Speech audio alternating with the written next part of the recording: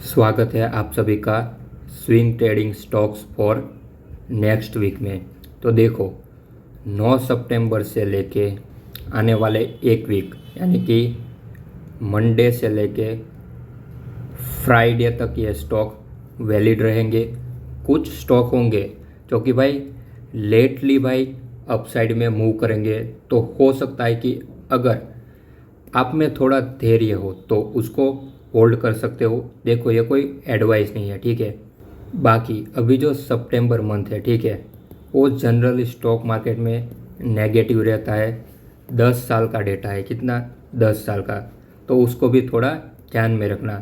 तो ऐसा जब टाइम होता है तो कभी कभी भाई जो एनालिसिस होता है, ठीक है, वो कोई काम नहीं आता, ठीक है। तो चलिए शुरू करते हैं। आज के वीडियो में हम टोटल 10 स्टॉक्स के बारे में बात करेंगे।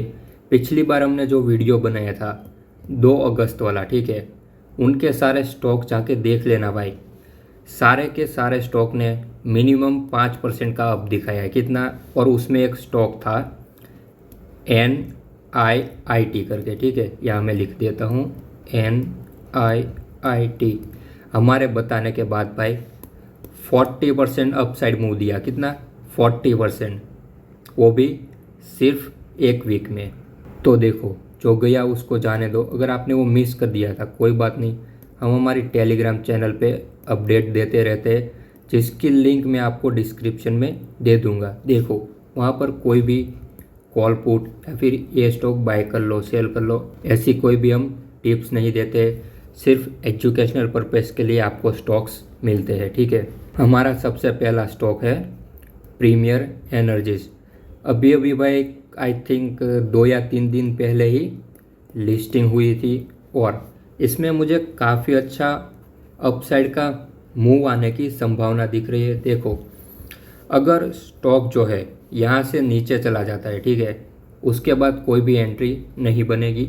अगर स्टॉक यहाँ पर रैली कंटिन्यू करता है, ठीक है, जो कि 90% पॉसिबिलिटी है, ठीक है, तो इसको अपने वॉच लिस्ट में ऐड कर लेना। ज़्यादा कुछ इस स्टॉक में भाई एनालिसिस कर नहीं पाएंगे क्योंकि अभी अभी जो है भाई लिस्टिंग होता है।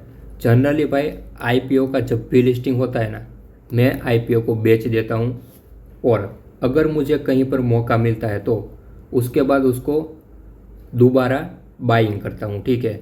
जनरली भाई आने वाले जो 6 मंथ होते हैं, ठीक है, वो अभी जो लिस्टिंग हुई है कंपनी उसके लिए भाई बहुत ही ज़रूरी होते हैं, क्योंकि वो 6 मंथ में भाई जो स्टॉक है कंसोलिडेट करता है। जितना डाउन जाना है डाउन चला जाता है और बाकी सारा जो एनालिसिस होता है उसका डेटा हमें मिल जाता है। हमारा दूसरा स्टॉक है ड्रीम फॉक्स, ठीक है, ड्रीम फॉक्स सर्विसेज। बेसिकली भाई एयरपोर्ट पे जो भी भाई खाने की चीज़ होती है या फिर क्या बोलते हैं उसको, लॉन्च, उसको प्रोवाइड करवाता है और 90% इनका शेयर है, ठीक है, इंडस्ट्री में। और अभी अभी इन्होंने भाई एक न्यूज़ आई थी, ठीक है, उन्होंने ये भी कहा है कि अब हम एयरपोर्ट पे ही नहीं, जो सारे हाईवेज होते हैं, ठीक है, वहाँ पर भी भाई खाना प्रोवाइड करवाएंगे। इसको ऐसे समझो कि भाई हाईवे के ऊपर इनकी होटल्स होंगी या फिर कोई स्टोर होगा, ठीक है। तो ये अपना बिजनेस एक्सपांड करने की सोच रहे हैं और साथ साथ 2025 में भाई इनका बिजनेस जो है काफ़ी ग्रो होने की संभावना है। अगर एनालिसिस की बात करूँ तो यहाँ पर तुम देख सकते हो कि भाई पूरा कंसोलिडेट और चैनल जो बना है, ठीक है, उसको हो सकता है कि भाई यहाँ से ब्रेक करे और साथ साथ वीकली टाइम फ्रेम पर ये जो पूरी की पूरी भाई ट्रेंड लाइन है, ठीक है, उसको भी क्रॉस कर चुका है। तो एक प्रॉपर स्टॉप लॉस के साथ इसको अपने वॉच लिस्ट में ऐड कर देना, ठीक है। हमारा तीसरा स्टॉक है जियो फाइनेंशियल सर्विसेज। अब देखो जियो फाइनेंस में मैं पर्सनली बहुत ज़्यादा इंटरेस्टेड हूँ लॉन्ग टर्म के लिए। लॉन्ग टर्म के लिए क्यों भाई, समझाता हूँ। देखो अभी कंपनी ने कुछ भी वर्क स्टार्ट नहीं किया और 300 से 400 करोड़ आसानी से भाई इनका क्वार्टरली रेवेन्यू है, ठीक है। अब देखो कंपनी जो है भाई डिफरेंट सेगमेंट में एंटर होने वाली है, प्लस उनके पास जो है बेस अच्छा है, ठीक है। रिलायंस का सपोर्ट है, उनके पास जो स्टोर है रिलायंस स्टोर है, डिजिटल है, वो सारा भाई कस्टमर का एक्वायर कर सकते हैं, ठीक है। और हम सबको पता है जिस भी बिजनेस में मोटा भाई एंटर होते हैं उस बिजनेस में उनका 100% विन रेशियो होता है, ठीक है। और मेन बात क्या है पता है, जियो फाइनेंस का मार्केट कैप कितना है अभी, 1 लाख करोड़ के ऊपर है, ठीक है।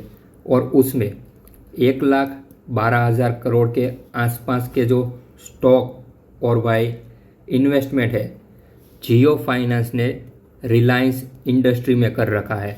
अब रिलायंस इंडस्ट्री जो है सालाना 12 से 13% से ग्रो होती है।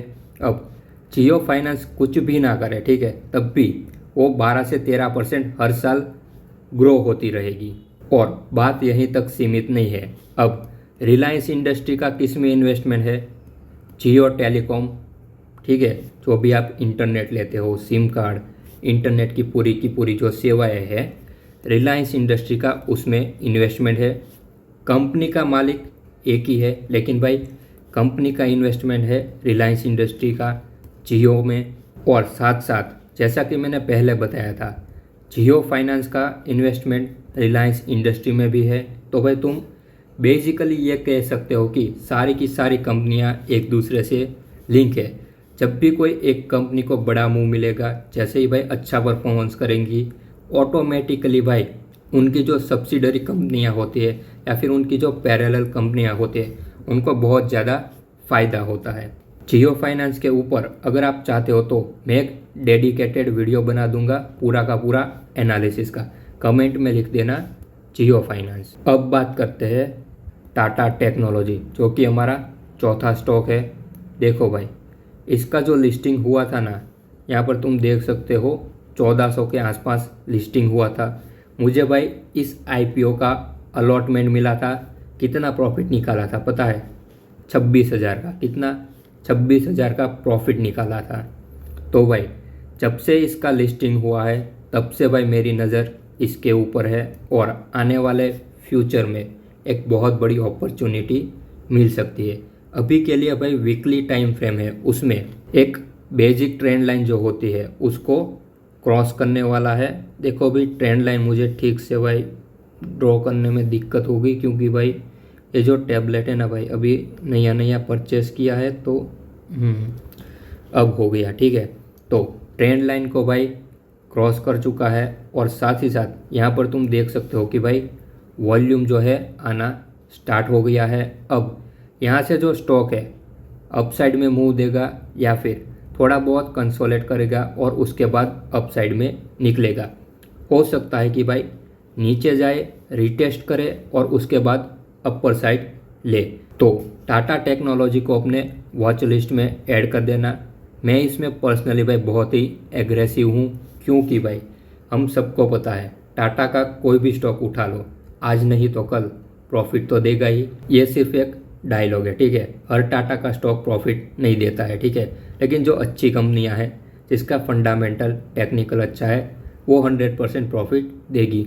हमारा अगला और पांचवा स्टॉक है रामा स्टील ट्यूब। देखो अभी अभी इनकी कुछ न्यूज़ आई थी कि भाई इनको कुछ लाइसेंस मिला है डिफेंस से रिलेटेड। तो इस न्यूज़ के ऊपर भाई स्टॉक जो है नियरली भाई आई थिंक कितने 50% से भी ज़्यादा का अप मूव दे चुका है, ठीक है। अब देखो बेसिकली ऐसे जो स्टॉक होते हैं न्यूज़ बेस्ड ट्रेडिंग के ऊपर चलते हैं। कोई अच्छी न्यूज़ आ गई तो भाई कभी कभी तो भाई 100% भी अपसाइड चले जाते हैं।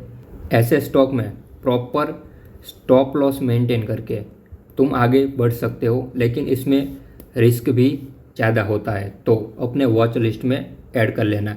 इसमें भाई कोई भी प्रॉपर एनालिसिस नहीं होता है, क्योंकि जो स्टॉक होते हैं भाई कहीं कोने में पड़े हुए होते हैं कितने सालों से या फिर कितने महीनों से, कुछ मूवमेंट नहीं होता है। यहाँ पर तुम देख सकते हो कि सारा का सारा भाई कंसोलेट हुआ है, ठीक है, कितने लंबे टाइम से।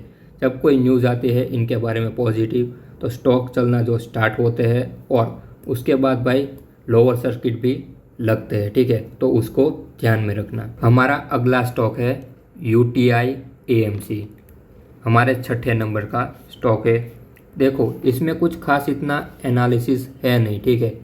मैं जस्ट भाई वीकली टाइम फ्रेम पर सारे जो स्टॉक है वो एनालिसिस कर रहा था और मुझे जो है भाई ये जो चैनल है वो ब्रेक होती हुई नज़र आई, इसलिए भाई मैंने ऐड कर दिया है। और साथ साथ इसमें जो वॉल्यूम है वो भी इंक्रीज़ हो रहा है, तो इसको अपने वॉच लिस्ट में ऐड कर लेना।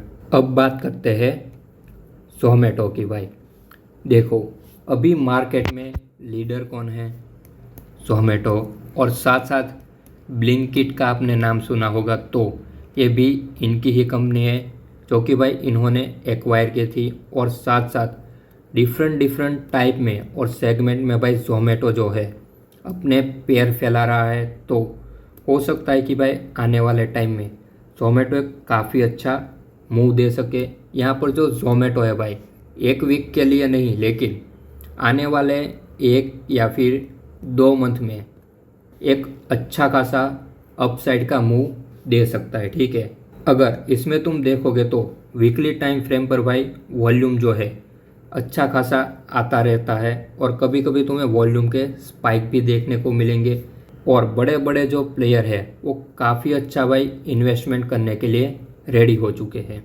तो एक प्रॉपर स्टॉप लॉस के साथ इसको भाई लॉन्ग टर्म के लिए अपने वॉच लिस्ट में ऐड कर लेना। ठीक है, अगर मैं खुद की भाई पर्सनली बात करूँ तो मैंने 75 रुपीज़ पे 1000 शेयर परचेस किए थे और जैसे ही भाई डबल हुआ मैंने बेच दिए थे, क्योंकि भाई उसके बाद तुम देख सकते हो कि फिर से भाई जो ज़ोमैटो है कुछ महीनों के लिए कंसोलिडेटेड जोन में चला गया था। ठीक है, तो अब मैं नहीं चाहता कि भाई मेरे पैसे जो है एक जगह पर फंसे हुए रहे। ठीक है, मैंने वहाँ से अपना प्रॉफिट निकाला, उसके बाद और भी स्टॉक में इन्वेस्ट किया और भी जगह से गेन लिया, कुछ आईपीओ अप्लाई किए, आईपीओ में भी भाई मुझे अच्छा खासा प्रॉफिट हुआ। ठीक है, कभी भी अपने जो पैसे है भाई उसको एक जगह पर होल्ड मत करना। ठीक है, प्रॉफिट अगर तुम्हें अच्छा मिलता है उठा लो, अगर तुम लॉन्ग टर्म के लिए इन्वेस्ट करते हो तब कोई बात नहीं है। ठीक है, तब तुम्हारे पैसे 10 साल 20 साल एक जगह पर पड़े रहे,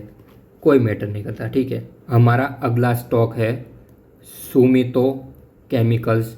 देखो भाई ये जो स्टॉक है ना अभी अपने 52 वीक हाई से बहुत ही नज़दीक है। ठीक है, जब भी भाई 52 वीक हाई को क्रॉस करेगा आपके वॉच लिस्ट में ऐड हो जाना चाहिए और एक प्रॉपर स्टॉप लॉस के साथ आप इसमें देख सकते हो। और साथ साथ कंपनी के जो भाई फंडामेंटल्स है, ठीक है, वो भी अच्छे हैं। इसको मैंने सिर्फ इसलिए स्विंग ट्रेडिंग में ऐड किया है क्योंकि भाई 52 वीक के नज़दीक है और एक अच्छा खासा मूव देने की संभावना है। अब देखो अभी सितंबर का मंथ चल रहा है, तो हो सकता है कि भाई आपके जो सारे एनालिसिस हो उल्टे पड़ जाए। ठीक है, हो सकता है कि भाई स्टॉक यहाँ से अपसाइड नहीं डाउन भी चला जाए, कंसोलिडेट में भी चला जाए, लेकिन भाई मैंने इसलिए ऐड किया क्योंकि 52 वीक के नज़दीक है और साथ साथ इसके फंडामेंटल अच्छे हैं, तो उस बात को ध्यान में रखना। हमारा अगला स्टॉक है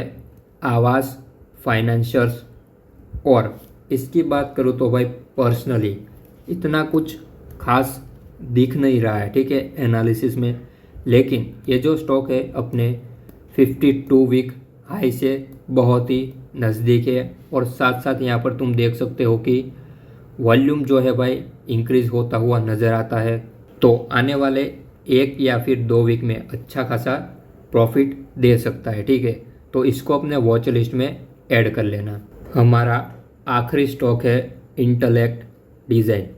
देखो भाई ये जो स्टॉक है ना भाई इतना कुछ खास नहीं है, लेकिन भाई मैं एनालिसिस कर रहा था और मैंने इसलिए ऐड किया है क्योंकि भाई एक छोटा सा मूव देने की संभावना है। ठीक है, यहाँ पर अगर तुम भाई प्रॉपर पैटर्न तो नहीं बन रहा है लेकिन डब्ल्यू को फॉर्म होते हुए देख सकते हो। तो जब भी ये स्टॉक भाई यहाँ से क्रॉस करे, ठीक है, तो अपने वॉच लिस्ट में ऐड कर देना। और बाकी कोई भी भाई इसमें मुझे कुछ खास एनालिसिस दिखा नहीं है। ठीक है, अगर वॉल्यूम की बात करें तो भाई एवरेज सा वॉल्यूम है। ठीक है, आई होप भाई आपको वीडियो में मज़ा आया होगा और बहुत सारी चीज़ें जो है सीखने को मिली होगी। और ऐसे ही मज़ेदार वीडियोस के लिए हमें सब्सक्राइब कर लो और ऐसे जो स्टॉक है जो कि आपको हम एजुकेशनल पर्पस के लिए सिखाते हैं और देते हैं, ठीक है। तो वो आपको सीखने को मिलेगा। अब देखो स्टॉक मार्केट जो है ना भाई, पूरा का पूरा अनप्रिडिक्टेबल है, ठीक है। इसको आज तक कोई भी प्रिडिक्ट नहीं कर पाया। ये जो सारे भाई एनालिसिस होते हैं वो सिर्फ एक संभावना होते हैं, ठीक है।